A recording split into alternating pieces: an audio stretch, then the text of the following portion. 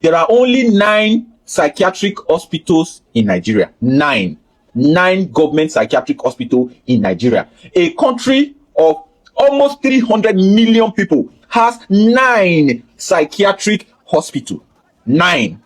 Hello everyone, welcome back to my YouTube channel. It's your girl Emelda. On today's video, we'll be talking about reasons why Nigerians are behaving the way they are behaving in South Africa. South Africa, first of all, I will start by apologizing to you guys because I bet most of you do not know that half of Nigerians suffer from mental issue. Yeah, you don't just see people shouting on the street and thinking, oh, that's just how all Nigerians are. Trust me, all Nigerians are not like that. When you see the ones that are mentally stable and the ones that are mentally unstable, you will know the difference. You see those ones that come to South Africa and said, we are in our father's land, we are in our mother's land, we will not leave this country, it belongs to us. Guys, please do not blame them. Something is wrong upstairs. You know, when they do visa, when you go for medicals to apply for visa in South Africa, they don't add that check your brain if it's working.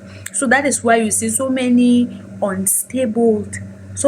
mentally unstable people from Nigeria have occupied all South Africa and making claims, feeling entitled in South Africa. Guys, if you haven't subscribed to my channel, please do it to like, share and subscribe while you listen to what our Nigerian brother has to say about this, and my reaction will be at the end of this video, so please stay tuned. If you want to know the enormity of the mental health problems that Nigerians are facing, go to psychiatric hospital in Uselu. It's not far from here. Go to Uselu. Just sit there for 30 minutes in the waiting room and see cases upon cases upon cases upon cases upon cases. Most of them rejected. Most of them will have to go out because families will have to take their sons, take them elsewhere, take them to quack places. That's why you now go, you see some churches, they will tie people on the grass, say they are curing them of madness.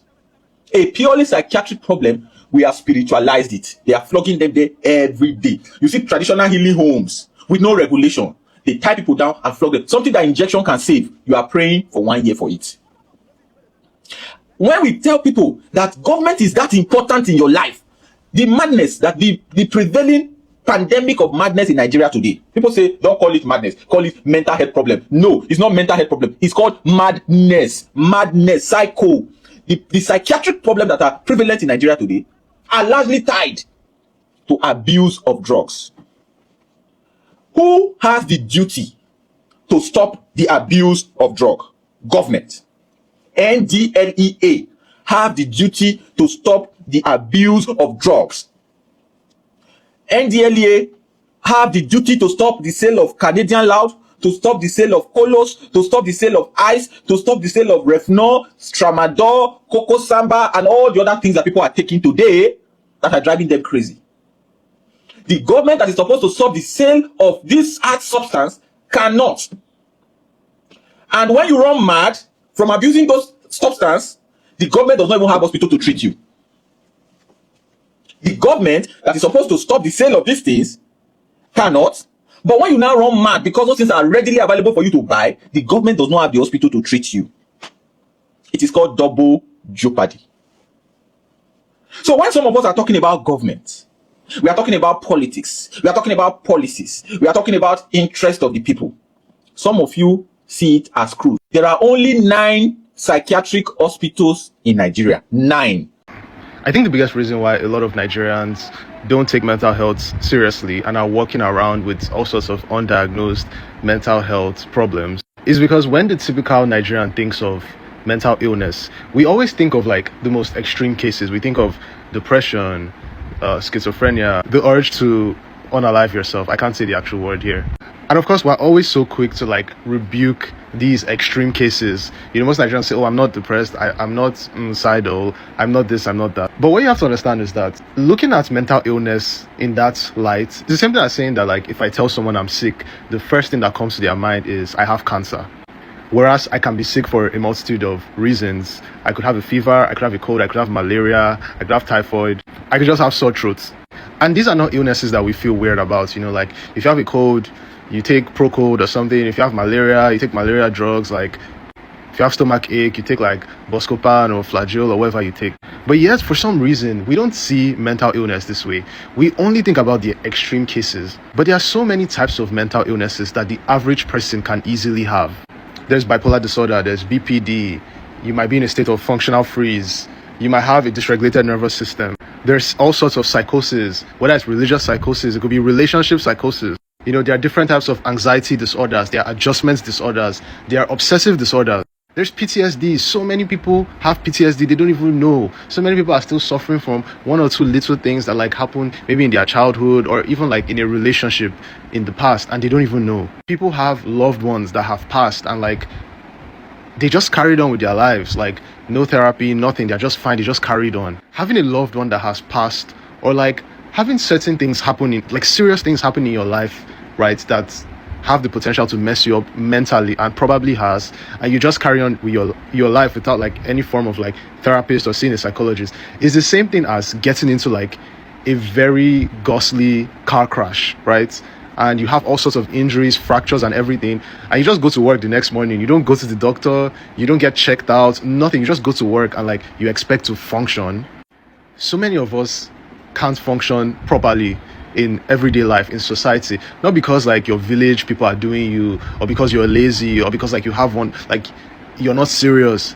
Many of us are just undiagnosed, and you cannot function the way you believe you're supposed to function until you deal with these illnesses. And when I say illnesses, these are things that can be easily dealt with if you see a psychologist, if you see a therapist. If you have a fever, if you have malaria, if you have catarrh, if you have cough, you can't go to work the next day.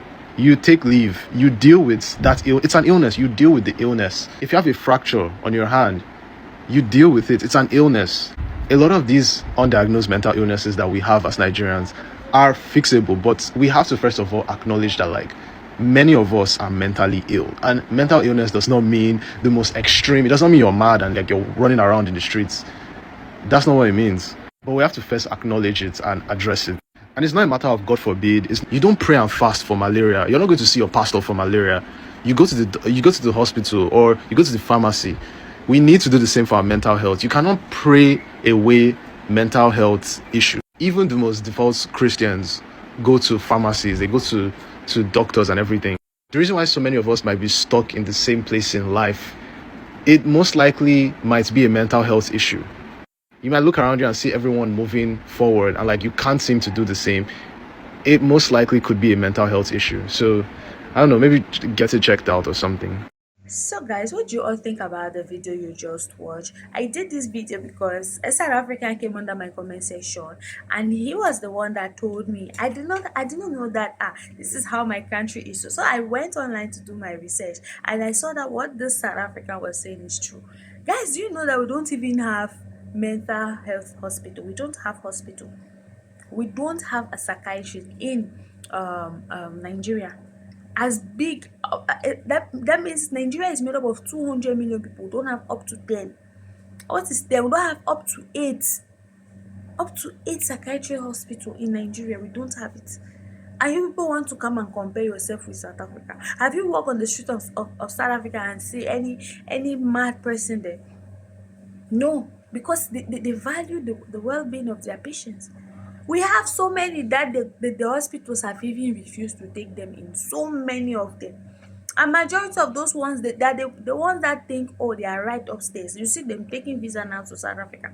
They're gonna be pouring their frustration now to South Africans. And South Africans too will be thinking that, oh, these people are okay, whereas they are not okay upstairs. Their stairs, this place is not working. Nothing is connecting. All the sockets here have been disconnected. Anyways, guys, if you haven't subscribed to my channel, please do it to like, share and subscribe. Why